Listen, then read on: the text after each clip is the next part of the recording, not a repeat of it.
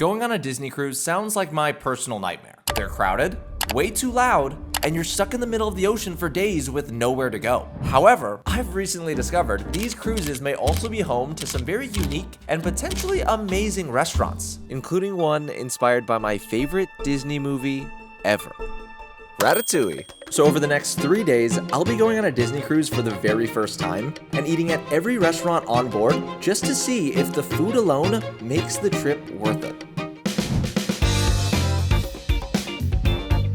Alrighty, y'all, I'm now in Cape Canaveral, Florida at the cruise terminal, and from the looks of things, it's time to board the boat. Let's get going. The ship I'll be sailing on is called the Disney Fantasy. According to everything I could find online, it's got the best lineup of restaurants among their entire cruise fleet. Disney Fantasy from the Golden Wind family. Whoa. Holy cow. I just got on the boat and I'm already overwhelmed. There is so much going on. I quickly made my way through the ship to my room, dropped off my bags, and then it was time to hit restaurant number 1, the Cabanas. So this is the cruise ship's all-you-can-eat buffet restaurants that everybody on the boat has access to. I'm pretty sure almost all, if not every single cruise ship has a restaurant like this, which makes it the perfect place to set the standard for how good the food's gonna be.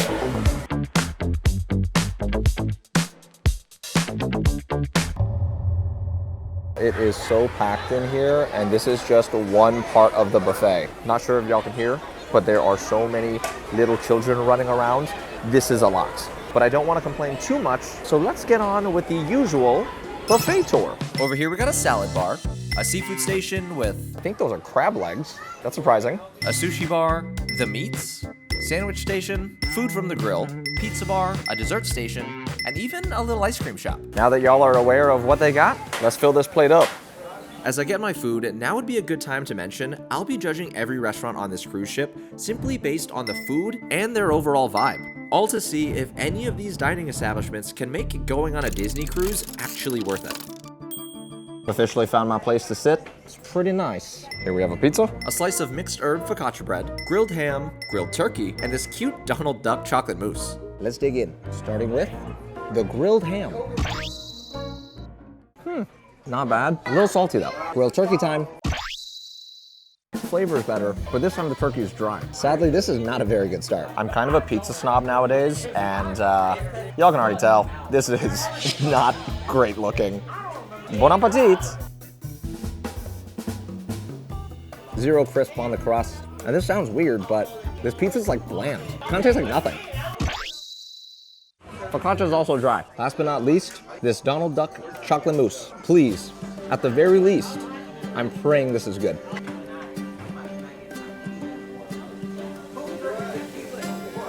All right. I feel like Disney desserts are kind of always a hit. This is pretty solid. The mousse is nice and creamy. It's not too sweet, and it's got that rich chocolatey flavor, which is basically all you want out of a chocolate mousse. This one I approve of. Sadly, the same can't be said for the rest of the buffet. Everything else was mediocre at best, and I just wasn't a fan of how crowded it was. This also means that restaurant number 1 has made zero progress convincing me that this cruise is actually worth it. With that being said, I finished up lunch, then made my way back to my room because I just realized there's someone I completely forgot to introduce y'all to. How's the room? It's nice. Surprise, everybody! Hi. For anyone new watching, this is my girlfriend, Carrie. She's a huge Disney fan, and I already know there's no way I would have a good time on this boat unless she was here. There's still a few hours before dinner, and since Carrie has to finish getting ready, y'all want to see the room? Because I'm going to show you anyways. This is the bed, very comfy. Here's bathroom number 1, and it comes with a sink and a shower. And this is bathroom 2 with a toilet. Having 2 bathrooms in your room, kind of clutch. There's also this couch that's pretty nice to sit on, a seating/desk area that Carrie's completely taken over to do her hair, and lastly, a beautiful private balcony. Wow, look at that water. Once Carrie was good to go, it's dinner time. The restaurant behind us is called Animator's Palette, and apparently, it's supposed to make you feel like you're dining in a Disney animation studio, which honestly is a pretty cool and interesting concept, but the question is, will the food actually be good, or is it a gimmick? Let's go find out. Now, Animator's Palette is a part of Disney's 3 rotational dining services on the ship that's completely free with the purchase of your cruise ticket. This also means The line to get in was absolutely nuts. I definitely wasn't a fan of how chaotic things were, but when we finally got into the dining room, I gotta say, it looked pretty cool. The room was super colorful, they had toys everywhere, there were even screens on the wall with sketches of concept art for different Disney movies. I was actually really excited to eat here. Until... Is it a big group table? I think it's shared table. Oh, it's a share table. All right, this will be interesting. So we just got seated and also discovered there's gonna be 4 other people joining us. How you feeling about this? I'm prepared to make friends, probably. My social anxiety is through the roof right now. Now, apparently during our meal, the walls are supposed to come to life. I'm not entirely sure what that means, but we'll see. We did just get our menus though, so let's see what's for dinner. Oh my gosh, this is so cool. If I move the menu, Mickey changes. Now, based on the menu, the food here seems to be primarily American, but I'm also seeing some Asian-inspired flavors, which could be interesting. You know what you're gonna get? Yeah, I'm gonna get the smoked salmon tartare and ginger teriyaki Angus beef tenderloin. Honestly, that sounds better than I thought the food would be. Yeah, it sounds really good. After placing our order, the other guests at our table finally arrived, and I'm sure you can tell by my face here, I was a little worried this dinner would get awkward, especially because I had a camera. But it turns out, they were very nice. Hi, I'm Sarah. Hi, I'm Lisa. They're sisters from Belgium, and they told us this was their 7th Disney cruise, which I couldn't believe. As we were talking, out of nowhere, things started happening on the screens nearby, and I immediately began to understand what the place means by the walls coming to life. I really have no clue how this is possible, but Crush from Finding Nemo appeared and started talking directly to guests near his tank. What's up, dude? After chatting with our new friends for a bit and enjoying everything going on around us. Thank you. Thank you. So the appetizer has arrived. Carrie and I both got the salmon tartare. It kind of feels wrong to eat a bunch of salmon while there's like fish on the screen. That's a good point, but I'm just gonna ignore that. It's fine. I like that there's caviar on here, but like hardly any. Cheers. I wish it had like a cracker. Yeah, it's not bad because it doesn't have the crackers or like a chip. It's a little salty, but I'd rather it be salty than bland. There's dill on it, capers, the usual stuff for a Nova Lox. Out of 5, what would you rate the first course? 2.5. That's harsher than me. I was gonna give it a 3. Next up, the main course. Thank you. You know, this looks a lot better than I expected it to look. I gotta VO this because I don't remember what it is.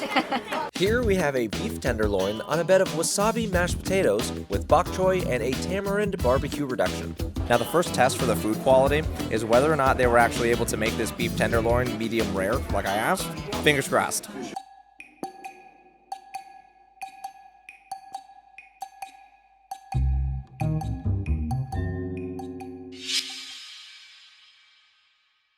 I mean, I guess that's passable. Yeah. Close enough. How's yours looking? It's a little well done. Cheers to hopefully it tasting good.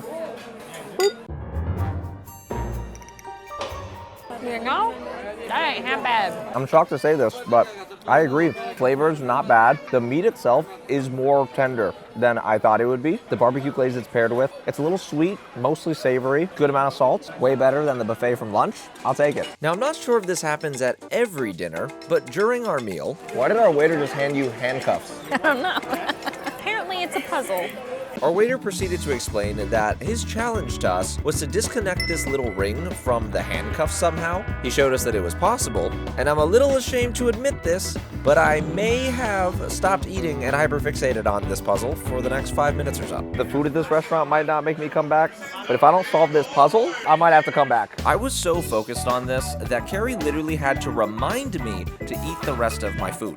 And as I was eating, how did you? You are the smartest person in this entire restaurant. I did it! I couldn't tell you how I did it. So at this point, I was kind of the only person at the table who hadn't solved the puzzle yet, and there was no way I planned on leaving a loser. So after a few more minutes of me locking in,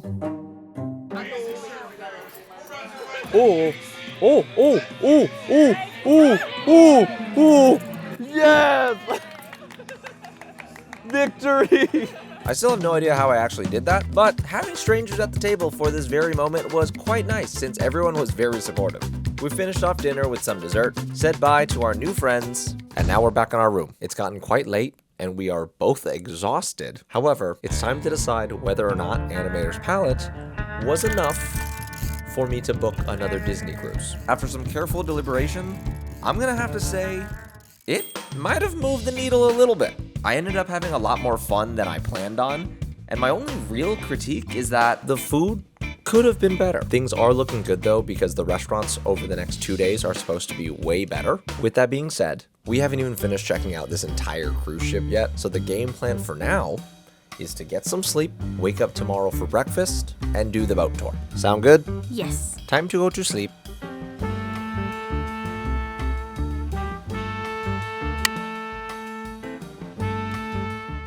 Good morning! To start the day off, the restaurant behind us is called Royal Court. It's another one of Disney's rotational dinner options. However, this place is also open for breakfast. It's really busy though, so we're gonna go get in line.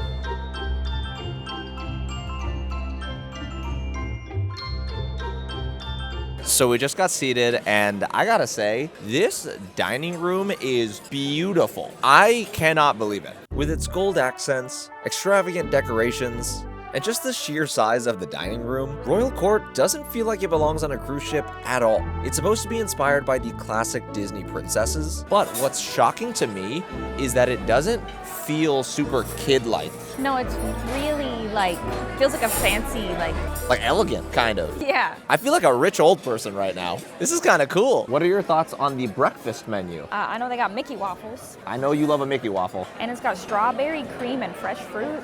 That's like kind of nicer than the Mickey waffles at actual Disney World.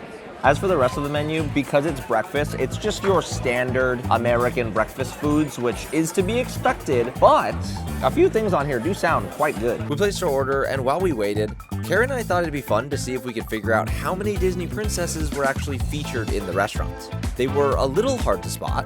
There's Ariel over there. We also found murals of Cinderella, Jasmine, Aurora, Belle, and Snow White. Ooh. Got it, thank you very much. So the food just arrived. Carrie, what's the issue with your plate? It's not an issue. I got the pretty plate. It's also a kid's plate, but it is prettier than yours. Honestly, compared to these Mickey waffles, my Eggs Benedict looks kind of sad. All right, Care, I'm gonna let you try yours first. Here we go. Yeah, that's really good. Tastes good, like a Mickey waffle. I got exactly what I wanted. Now, the moment of truth. Are these eggs poached properly? Wow. Not bad, Disney Cruise Royal Court. Not bad at all. You know, that's a pretty dang good Eggs Benedict. It's salted really well. I think the ham adds that nice saltiness. Eggs are cooked perfectly. The English muffin is toasted, but it's not like crunchy. And they didn't overdo it on the hollandaise, so everything's not like super soggy and messy. I might also go as far to say, this is better than when we went to Grand Flow Cafe at Disney World. And that meal we had to pay for.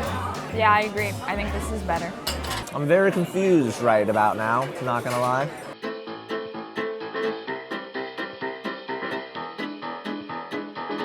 Breakfast is complete, and I'm gonna be the first one to say it. That was a lot better than I thought it would be. What are your thoughts? The Mickey waffles, amazing. I devoured them. This might surprise everybody, but I feel like breakfast here actually moved the progress bar just a little bit for me. I can't believe it. Now, before we go check out the rest of this boat, I think it's a good time to share how much all of this costs in the first place. When we originally booked the cruise, the total came out to $2,679.52. That price includes our room, the buffet, all 3 rotational dining spots, a quick service food spot we'll hit later today, along with a bunch of free activities during the trip. And if you're wondering how I paid for all of this, let me just show y'all. This is my beautiful Cash App card. I designed it myself to use whenever I go out to eat, and I think it looks pretty cool. You can customize your card using their personalization tool, whether it's a signature or a drawing. You can make it something unique to you. The Cash App card also has no hidden fees, no monthly charges, and no minimum balance required. Instead, there's exclusive cardholder benefits that give you discounts on things like coffee, food delivery, and not to mention pre-sale access to partnered Cash App tours like Kendrick Lamar, or one of CARI'S favorite artists right now, Sabrina Carpenter. For limited time, new Cash App customers over the age of 18 can earn $10 if they sign up and use the code CASH10 and send a friend $5 within the first 14 days. If you're 13 to 17 years old, request a sponsored account from a parent or guardian, sign up with the code CASH10, and get $10 dropped into your account when you order and activate your Cash App card and send $5 or more to a friend within your first 14 days. Terms apply. Thank you, Cash App, for sponsoring this video. Let's go check out the rest of the boat. Now, the Disney Fantasy is by far the biggest cruise ship I've ever been on. It's literally 14 floors, and this is the main lobby. It's the first room you see when you board the ship, which makes a huge impact. Throughout the trip, this is also where they do the character meet and greets, which everyone has a good time at, including me. I found Mulan. I couldn't even find Mulan at Disney World. What's she doing on the boat? There's also a bunch of shops where you can buy Disney merch like pins, t-shirts, blankets, a live theater where they put on Broadway-level performances of Disney movies like Frozen. There's a humongous pool deck on the 11th floor, which is crazy. But if you're like me, one of the main reasons I was against going on this cruise in the first place is because I didn't want to be surrounded by kids the entire time. That's why I was very surprised to see they have a ton of adults-only areas. There's a separate 18 and over pool and hot tub, an adults-only cafe, and this area with a bunch of different themed bars and lounges that kind of reminded me of Epcot in Disney World. For lunch, we made our way back to deck 11 by the pool to try another one of the boat's free restaurants.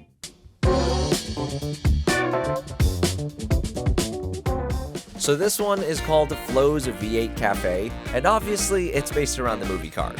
Everything here is made to order with quite a few options based on different characters, which I thought was a nice touch. I decided to get some pizza from Luigi's Italian because I wanted to redeem the slice I had yesterday. It's not amazing, but it is better than the pizza from the buffet. I'll take it. Carrie wanted to check out some of the cool art around the boat, so we walked around a little bit more before finally making our way back to the room where I got changed into something a little nicer for dinner.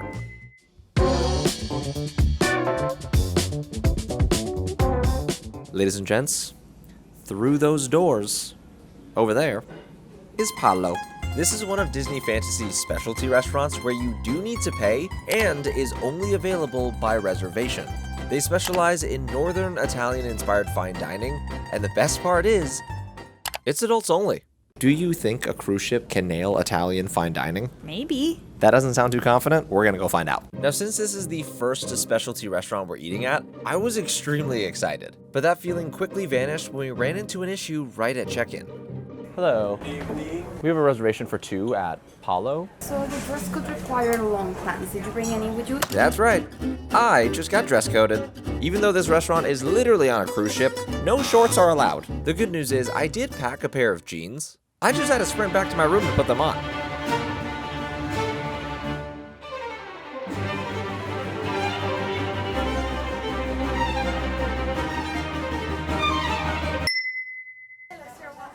Yes, I'm back. I have long pants. Thank you very much. Thankfully, my jeans were enough, and we were finally allowed inside. So we just got seated, and the vibe here is a little strange, I'm not gonna lie. Honestly, yeah. Maybe it's because of my pants fiasco, I don't really know, but we were told that Palo is supposed to feel like a modern Venetian dining room, hence the paintings of the Venice canals on the wall. But when you compare the place to how extravagant the other restaurants on the boat look, it's not as, nicely decorated as I thought it would be. It's, cool, but I feel like an old person. This is, not off to a good start. I'm thinking positive.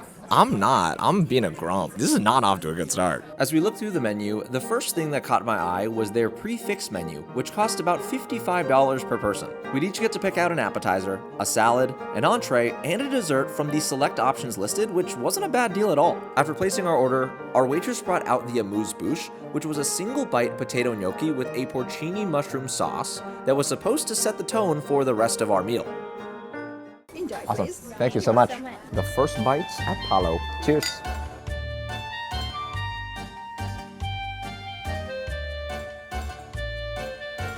I have a few thoughts, but I'm gonna get yours first. How you feeling?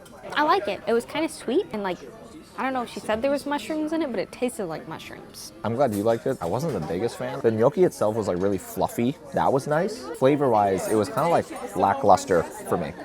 I don't know if I'm being picky, Maybe I am, but I think it just needed some salt, some pepper. It was kind of bland. I liked it. What I am excited about, though, is this bread they just brought out. It's kind of like a little pizza. This is adorable. This is like straight up just pizza crust. Yeah, actually, but I'm not complaining about it. Next came our appetizers. Carrie got their crispy calamari, while I ordered the heirloom tomatoes with burrata, basil pesto, and aged balsamic. That's really good. Before I try my tomatoes, I need to try this. That's some good calamari. Nice crunchy texture. I like it. Surprisingly, my tomato appetizer was also quite tasty and very light. Carrie was a big fan of it too. I was hating on the amuse-bouche, but so far the appetizer is slowly winning me back. As for the salads that came out next, It's sweet. Mine is too. I don't like that. Course number 1 was slowly winning me back. Course number 2 dialed it back a little bit. for the entree, we both ordered their penne pasta made with a San Marzano tomato basil sauce, topped with chili flakes and Parmesan Reggiano. I'm gonna whisper this, I've gotta say. Sarah, last night at our table, she got penne pasta. It looks the same. And that was free. It does. Cheers. Cheers.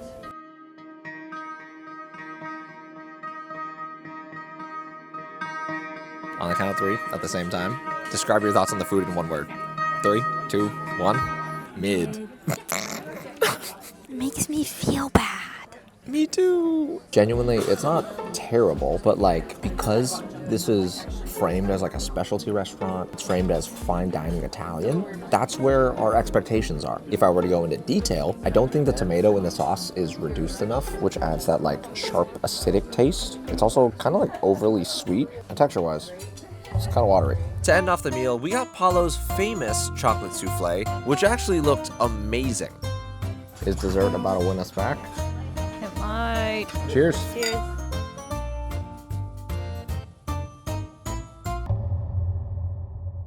That's a dang good chocolate souffle. It's fluffy, it's not too sweet, it's decadent. See, this is how you know food's good. My verbiage, it's improving. It just happens. Thankfully, we finished the meal on a high note with that delightful chocolate souffle, paid the bill, which came out to a little over $172, then capped off the evening on the ship's top deck to watch the boat's fireworks show. We're back in the room. The fireworks show was a pretty good time, and day 2 is about to come to an end. But we still need to talk about Palo. Earlier in the night, Carrie predicted that the food would be 4.5. Really? Yeah. I think it's gonna be really good. Now that you've tried it, I'm gonna say 3 stars. I'm surprised the chocolate souffle didn't increase the ratings for you. It did. I was gonna rate it lower. That's crazy. Now the next question to answer is whether or not Palo made any progress convincing me to book another Disney cruise. If it wasn't obvious, I'm gonna have to say not really. I definitely wouldn't go on another cruise just to eat here again, but at the same time, the food wasn't completely awful, so it didn't take away any progress either. Those are our thoughts. We're about to watch a Disney movie before bed. There are more restaurants to hit in the morning, but for now, good night.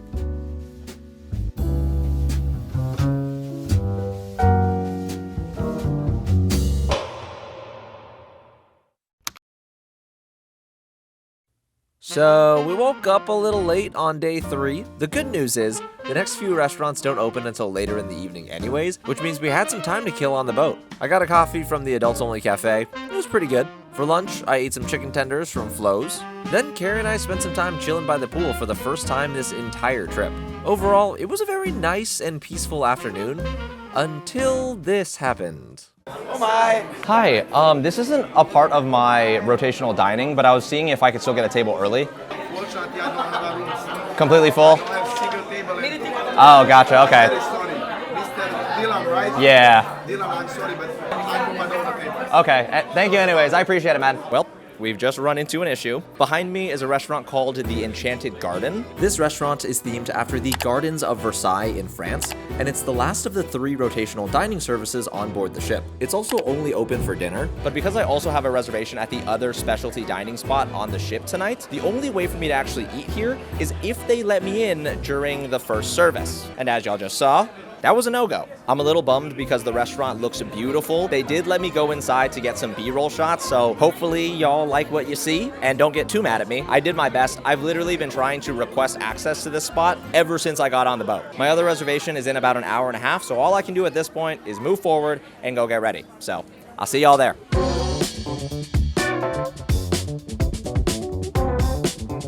Ladies and gents, it is finally the moment I've been waiting for. Next up is the most luxurious restaurant on the entire Disney Cruise Line. And it's called Remy. Named after the classic Disney movie Ratatouille, this restaurant is the main reason I even considered going on this boat in the first place. Just like Palo, it's adults only, and it's supposed to be an unforgettable experience. That's enough yapping from me. Let's go have dinner. Oh, and I brought pants this time. Oh, I think that hurt. We're gonna go inside. This is why you shouldn't let me in nice places. Now, even though this restaurant is named after Remy the Rat, because it's super fancy, I was a little worried they wouldn't have any Ratatouille references, but I was so wrong. Yes. The host immediately pointed out subtle references around the place, like this shiny glass Remy statue on the entryway chandelier, and even these fancy bottles of wine that are the exact same ones from the movie in the scene where Skinner gets Linguini drunk. So we just got seated. First off, there are so many Ratatouille references. There's literally rats on the chair. What are your thoughts so far? I think it's really cute. I really like all the Remy stuff. And we got a fun little themed drink. I just really love things in a theme. This is called the Colette. If you know, you know. Now, what makes me really excited about eating here is the fact that this restaurant was actually curated by two of the world's best chefs. The first being Chef Arnaud Lallemant, chef and owner of 3 Michelin star restaurants, L'Assiette Champenoise. And alongside him is Chef Scott Hunnell, the executive chef of one of my favorite restaurants of all time, Victoria and Albert's. If this restaurant is anything like Victoria and Albert's at Disney World, I will be mind blown. After giving us a few minutes to take in the restaurant and enjoy the drinks, our waiter brought out a couple of canapes before we even saw the menu. One of which was a single bite Wagyu beef tartare on a tapioca cracker, and the other is a Comte de cheese tartlet topped with more Comte de cheese. Not really sure what Comte de cheese is, but sounds fancy. We were told to try the Wagyu tartare first. Apparently it's on a tapioca cracker. And it's got a beef jelly. Like the clear stuff is beef jelly. Interesting. Here we go. First bite at the most luxurious Disney cruise restaurant. Cheers. Whoa, I wasn't expecting that much flavor from such a small bite. No, that was really good. The Wagyu tartare, I'm not sure where the acidity was coming from, but it was there, and I really enjoyed it. Did you like it? Yeah, texture was spot on. That bite was better than everything I've had on this boat so far. We're off to a really good start. It smells like a Cheez-It. It does. This is literally a fancy Cheez-It. Cheers. I don't remember what's inside that. Me neither. They're really good. I don't know if this is the right word to describe it, but it's got a little bit of that funk, but that good funk. I know what it is. It tastes, the inside of that, the creamy part, tastes like really, I mean this in the best way, really, really fancy spray cheese. You know what I mean? Had that texture. You know what? We review food for the people, and that was said in an elegant way that even I understand, so I approve and I agree 100%. Once we finished the canapes, our waiter brought out the menu, which actually surprised me when I looked at it. For a restaurant of this caliber, usually it would just be a set tasting menu chosen by the chef. However, this time, there were 2 different menu options. One was designed by Chef Arnaud and focuses on the French side of things, while the other was curated by Chef Scott and resembles what we had at Victoria and Albert's, making it very difficult to pick between the 2. But luckily, since there's only 2 menus, and 2 of us, yeah, we'll do both menus. After confirming our choices, they immediately brought out some bread and butter, but not just any bread and butter. Apparently this sourdough is extremely rare from a master baker in France. As for the butter, well... These butters are protected by the French government because they are made in a very traditional way. Thank you. Oh, I love sourdough. That is good smelling bread. Do I hear that crunch? Oh man. You cannot go wrong with good sourdough. As we were devouring the bread, they brought out our first course, which are the appetizers. Since Carrie and I both got different menus, we both got something different. All of the dishes in front of us sound equally amazing. From the French menu, Carrie's first course was a caramelized Hokkaido scallop brushed with olive oil and lime juice. It was served with glazed cabbage, Brussels sprouts, a cabbage miso sauce, and finally topped with a light French champagne foam. Since you have a scallop dish with some foam, I'm gonna let you try it first.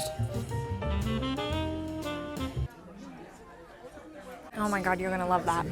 I am. You're gonna love that.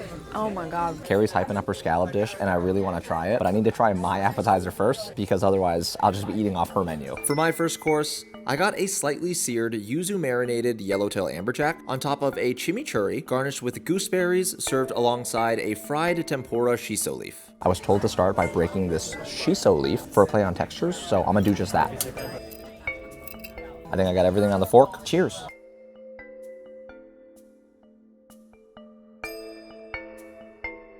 You're gonna like that. It's that perfect amount of like savory, tang, acidity. It's dancing in my mouth. There's a party going on. Now we're gonna try each other's appetizers.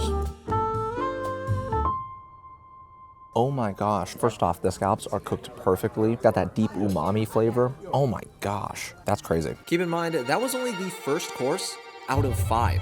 So course number 2 just arrived, and my dish specifically feels like a blast from the past because it is a very similar dish to what we had at Victoria and Albert's. This is toothfish, which is the rare fish from Antarctica. I can't believe they're going out there to get these. That's crazy. Carrie got some fancy crab. I'm kind of jealous, but at least I'm gonna get to try it. That actually might be the best crab I've ever had. Really? Yeah, and I'm not normally a crab person. I'm gonna try this. Dude, what? The yuzu adds such a nice citrus note to the entire thing. The calamansi leaf immediately fills your mouth with all of like the aromatics. And the quality of the crab is just to die for. It's a little sweet. Oh man, what is going on? We're on a boat right now in the middle of the ocean. Time for the toothfish. This might be better than the toothfish at Victoria and Albert's. Really? Yeah, there's like a bread cracker thing that comes along with it, and I really like the texture that it adds. This is one of the ones that I like don't know how to explain. Like I'm genuinely not smart enough to explain what's in my mouth. Pause. You take a stab at describing that, because I can't. I don't know, it makes me feel like warm. At this point, we really couldn't believe how delicious the food's been so far. For the third course, Carrie got turbo, a flat fish from Portugal. It's cured in salt, seared a la plancha, which basically means cooked over very high heat, served with 2 different types of onions and topped with a yellow wine seafoam. I, on the other hand, got Berkshire pork, which is considered to be the wagyu of pork, marinated in wine and black tea, topped with a rhubarb and honey glaze.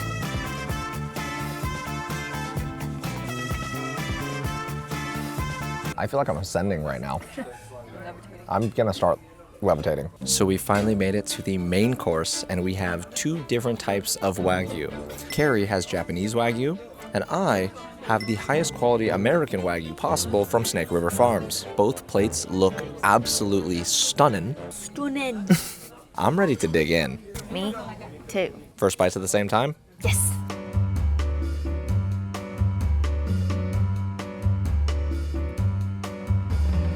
That is unbelievably good. The meat is so tender, as expected from Wagyu. What is happening? I'm like stressed because I can't explain what I'm tasting. I want to swap and know what you think of mine before I say anything. That makes me nervous. After the dishes we've had so far, it's hard to believe there'd be an issue with the main course, but after trying Carrie's steak, it might be because I'm really picky on Japanese Wagyu in specific, but I think what throws me off is the texture of it. I think the outside could have been seared a little harder. Yours tastes like a French way of making a steak. You're so right. I don't know how to explain it. I think all of the foodies will understand what I mean though.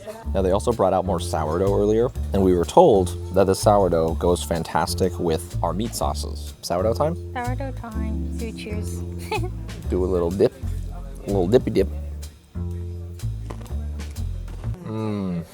Bon appetit. Now, if the food wasn't fancy enough, our waiter also surprised us by wheeling out this fancy cart filled with different types of cheeses, which wasn't even on the menu at all. Carrie was a big fan of this. Liking the cheese? Big cheese girl.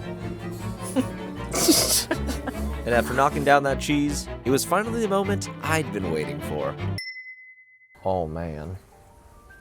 This is about to be a good time. For our first dessert, this dish was all about peanuts. Truthfully, I'm not exactly sure what was in this. All I know is, I think it sent me into a different plane of existence.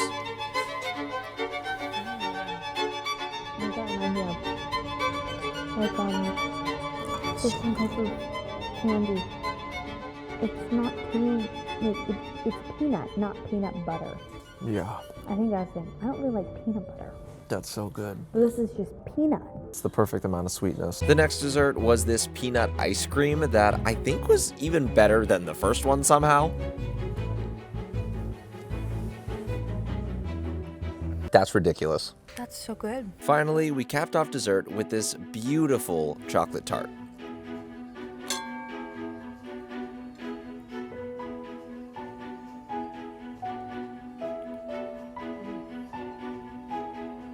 We completely devoured the rest of those desserts. Then we got the bill, which came out to a grand total of $437.19, which I know is very expensive. Once that was paid,